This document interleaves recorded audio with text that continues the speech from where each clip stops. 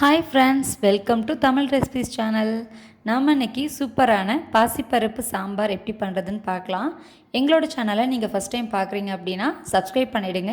கீழே இருக்கிற notification பெல்லையும் press பண்ணிவிடுங்க. இப்போ நம்ம பாசிப்பருப்பு சாம்பார் பண்ணுறதுக்கு நான் இன்றைக்கி 1/2 கப் அளவுக்கு பாசிப்பருப்பு 1/2 டம்ளர் அளவுக்கு எடுத்திருக்கேன். இதோட காரத்துக்கு ஒரு 6-7 பச்சை மிளகாய். எனக்கு தக்காளி ரொம்ப சின்ன சின்னதாக இருக்கிறதுனால நான் ஒரு 7 தக்காளி எடுத்திருக்கேன். உங்கள்கிட்ட பெரிய தக்காளின்னு நீங்கள் நல்லா 3 தக்காளி பழுத்ததாக எடுத்துக்கலாம். சின்ன வெங்காயம் ஒரு 10, அதோட முருங்கைக்காயும் கத்திரிக்காயும் நான் இன்றைக்கி எடுத்திருக்கேன். உங்கள் வீட்டில் நீங்கள் என்ன காய்கறி வச்சுருக்கீங்களோ நீங்கள் அதை போட்டு சாம்பார் வச்சுக்கலாம். ரொம்ப ரொம்ப அருமையாக இருக்கும். இப்போ நான் எடுத்து வச்சுருந்த பாசிப்பருப்பை நல்லா அலசிட்டு அதை நான் குக்கரில் சேர்த்துக்கிறேன். அதோட கட் பண்ணி வச்சுருந்த சின்ன வெங்காயம், பச்சை மிளகாய், தக்காளி நான் இப்போது கையால் தான் பிசைஞ்சு போட்டுக்க போகிறேன். அந்த மாதிரி சேர்த்தோம் அப்படின்னா சாம்பார் நல்லா வாசமாகவும் நல்லா டேஸ்ட்டாகவும் இருக்கும். நீங்கள் பெருங்காயத்தூள் பாசிப்பருப்போடு சேர்த்து போட்டுக்கலாம். இப்போ நம்ம இதோட எடுத்து வச்சிருந்த காய்கறி எல்லாத்தையுமே நான் சேர்த்துக்கிறேன்.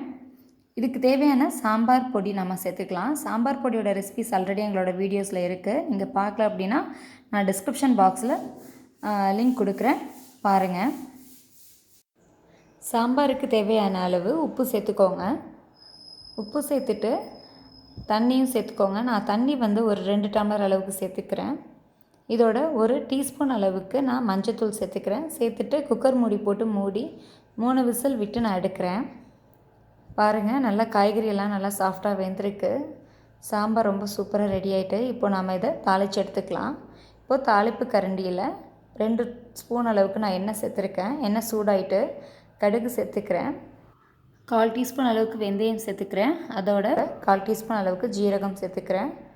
காரத்துக்கு 2 மிளகாய் கிள்ளி போட்டுக்கிறேன். கடைசியாக கொஞ்சோண்டு கருவேப்பிலை சேர்த்துக்கோங்க. நீங்கள் பெருங்காயத்தூள் இதில் கூட சேர்த்துக்கலாம், நல்லா வாசமாக இருக்கும். இல்லை பருப்பு வேக விடுவீங்க இல்லையா, அதோட கூட நீங்கள் சேர்த்து வேக விட்டுக்கலாம், ரொம்ப நல்லாயிருக்கும். இது நல்லா புரிஞ்சுட்டு இப்போ நம்ம இதை சாம்பாரில் சேர்த்துக்கலாம். கடைசியாக கொத்தமல்லி லைட்டாக தூவிக்கோங்க, ரொம்ப நல்லாயிருக்கும். அவ்வளோதாங்க, நம்மளோட சூப்பரான பாசிப்பருப்பு சாம்பார் ரொம்ப நல்லா ரெடி ஆகிட்டு. உங்களுக்கு எங்களோட ரெசிபிஸ்லாம் பிடிச்சிருந்தது அப்படின்னா எங்களோட சேனலை லைக் பண்ணுங்கள், ஷேர் பண்ணுங்கள் அண்ட் சப்ஸ்கிரைப் பண்ணுங்கள். எங்களோட ரெசிபிஸ் நீங்கள் ட்ரை பண்ணி பார்த்துட்டு கமெண்ட் பாக்ஸில் கமெண்ட் பண்ணுங்கள். தேங்க்யூ.